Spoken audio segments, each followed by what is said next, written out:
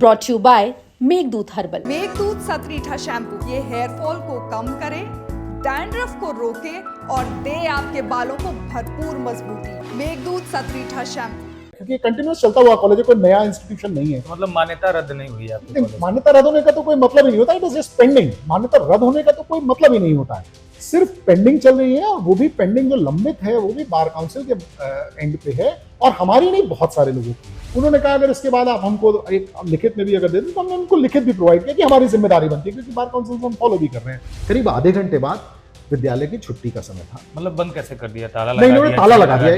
इन्होंने कुंडा बंद करके अपना ताला लगा दिया।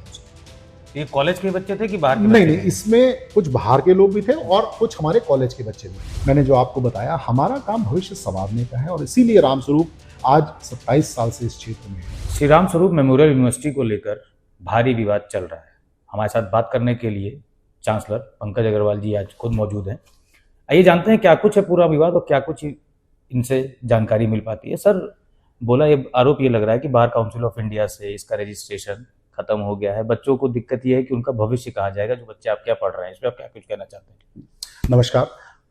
सर्वप्रथम तो मैं कहना चाहता हूँ कि हम आज शिक्षा के क्षेत्र में 1999 से हम लोग, मैं और मेरी पत्नी, हम लोगों ने IIT कानपुर से शिक्षा ग्रहण किया, और उसके बाद से हम इस क्षेत्र में जुड़े हुए हैं। और साल दर साल इस क्षेत्र में हमने नए आयाम बनाए हैं। चाहे प्रदेश का टॉपर हो, चाहे आप लॉ की बात कर रहे हैं, तो एक कॉलेज से अगर सबसे ज़्यादा बच्चे जुडिशरी में, पीसी जुडिशरी में अगर सिलेक्शन हुए तो ये भी हमारे यहाँ से गए हैं।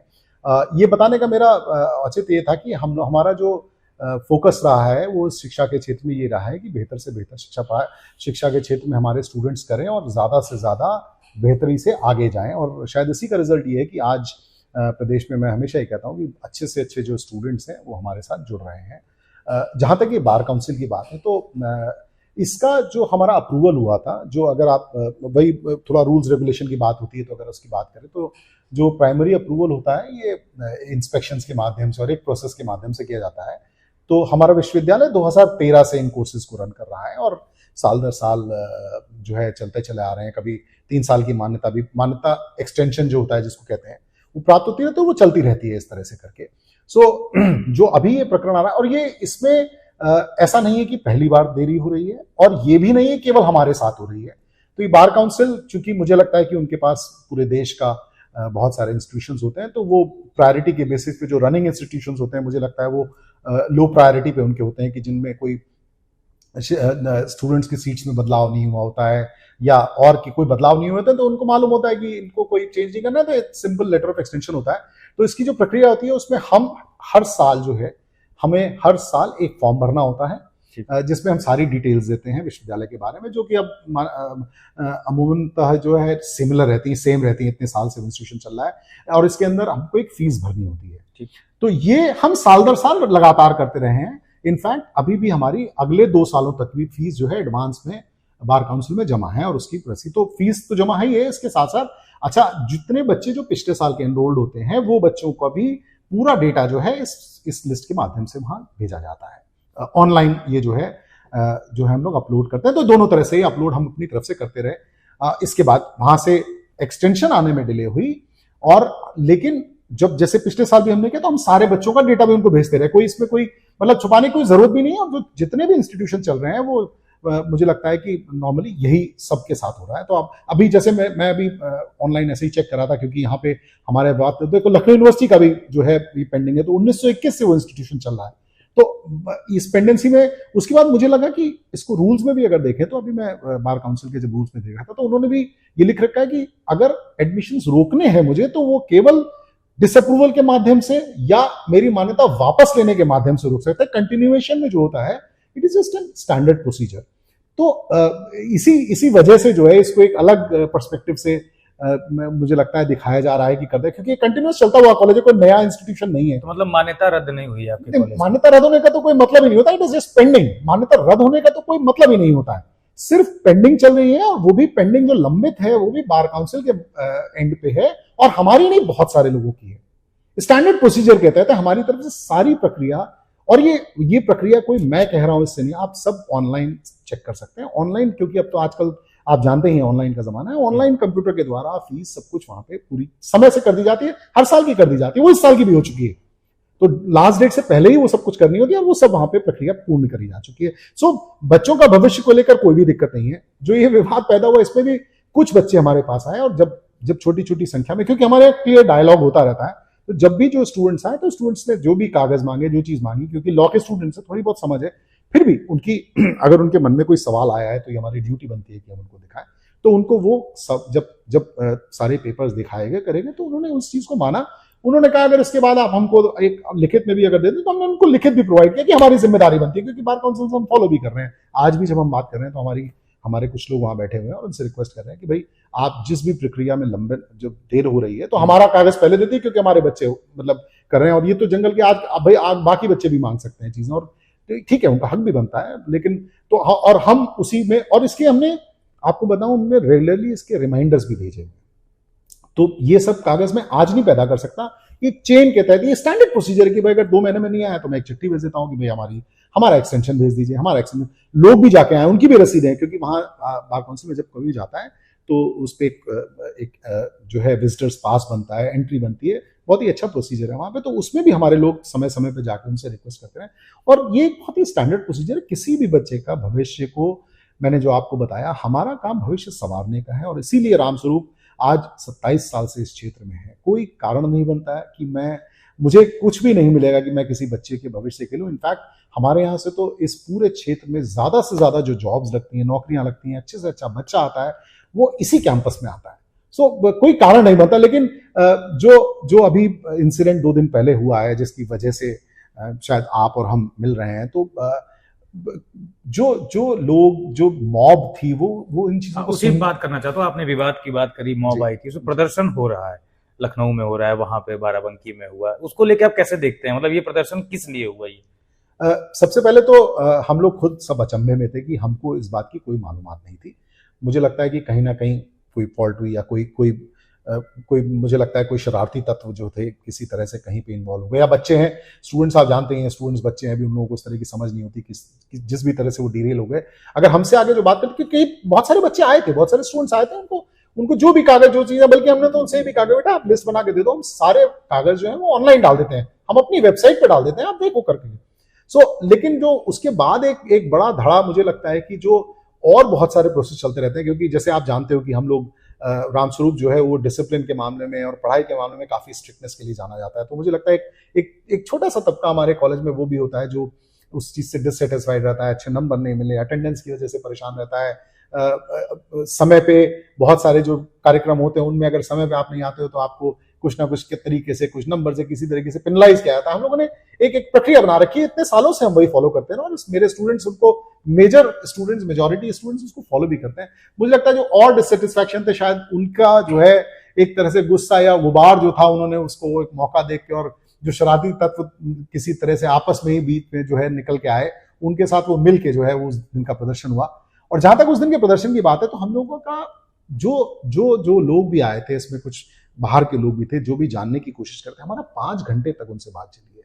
आपको ये जान के आश्चर्य होगा कि उनको हमने अपने यहाँ स्टेज दिया, माइक प्रोवाइड किया, बोलने का मौका दिया। हमारे यहाँ के कंट्रोलर एग्जामिनर, हमारे यहाँ के वीसी साहब, सब लोगों ने उनको उनकी एक क्वेरी, क्वेश्चन आंसर आर तक किया। लेकिन उसमें फिर बहुत सारी जो है ना, जिन बातों के कोई मतलब नहीं था इस तरह की बात, बट सारी बातों का जवाब देने की कोशिश की। उन्होंने एफिडेविट मांगा तो हमने कहा एफिडेविट भी उनको प्रोवाइड किया। तो उस पर ये बात निकल के आई कि भाई एफिडेविट नकली है। तो हमने कहा भाई आप हमारे दो व्यक्तियों के साथ चले जाइए, हम जो चाहिए बनवा लीजिए, हम लिख के देने को तैयार हैं। भाई जब हम किसी तरह से गलत नहीं, हमको किसी गलती करने से कोई फायदा नहीं है।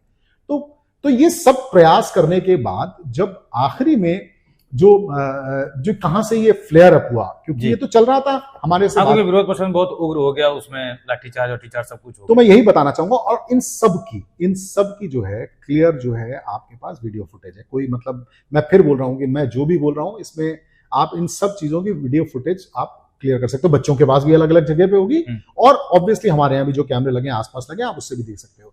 मैं जस्ट आपको सीरीज ऑफ इवेंट्स बता दूं तो अंदर चला ना 5 घंटे तक चला। 5 घंटे तक इन लोगों की बातचीत करते चला, हमारे अंदर कैंपस में भी चला।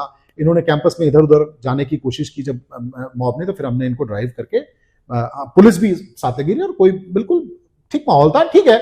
वो लोग उग्र थे, लेकिन ऐसा कोई नेगेटिविटी उस तरह की कोई तोड़ फोड़ या इस तरह का कोई बात नहीं थी। फिर ये लोग गेट पे चले गए और अब इनके पास कोई मुद्दा नहीं रहा, जो भी जो कागज इन्होंने मांगे इनको सब कुछ दे दिए गए थे। तो इन्होंने कहा गेट को इन्होंने करके, और आप कुछ रील्स में भी देखेंगे, फिर उन्होंने जो मेन गेट था हमारा वो बंद कर दिया। करीब आधे घंटे बाद विद्यालय की छुट्टी का समय था। मतलब बंद कैसे कर दिया? ताला नहीं, इन्होंने ताला लगा दिया, कैसे? इन्होंने कुंडा बंद करके अपना ताला लगा दिया उसके अंदर। ये कॉलेज के बच्चे थे कि बाहर के? नहीं, इसमें कुछ बाहर के लोग भी थे और कुछ हमारे कॉलेज के बच्चे भी थे। अच्छा। जुड़े हुए थे। ये एक छोटी सी मॉब थी, तो इन्होंने कॉलेज के ऊपर ताला, वो सब बच्चे आप देखे जा सकते हैं, ये कॉमन प्लेटफॉर्म्स में है, बच्चे खुद ही बहुत जगह पोस्ट कर रहे हैं जो इस तरह की बात हुई है।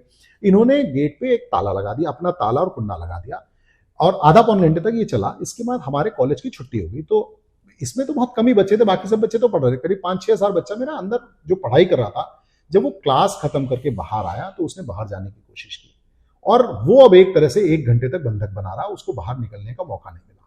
तो मॉब ने पूरे बच्चों को बंधक बना लिया? जी, यही आप तो वीडियो में देख सकते हैं कि बाहर से जब ताला बंद कर दिया तो अंदर के बच्चे बाहर नहीं निकल पा रहे थे। तो हमारी बच्चे बाहर नहीं निकल पा रहे थे। फिर हमारे ऊपर, मैंने सुना कि हमारे ऊपर ये इल्जाम लगा कि हमने अपने गुंडे बुलाए, तो हम लोग तो बाहर ही अंदर ही थे।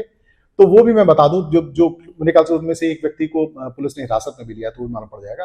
तो बहुत बच्चे जो हैं, इसमें से कुछ बच्चे आसपास भी रहते हैं, तो बच्चे आसपास के हॉस्टल्स में भी रहते हैं। तो और उनके अभिभावक लोग भी, जैसे हर कॉलेज होता है, लेने के लिए बाहर आते हैं जी।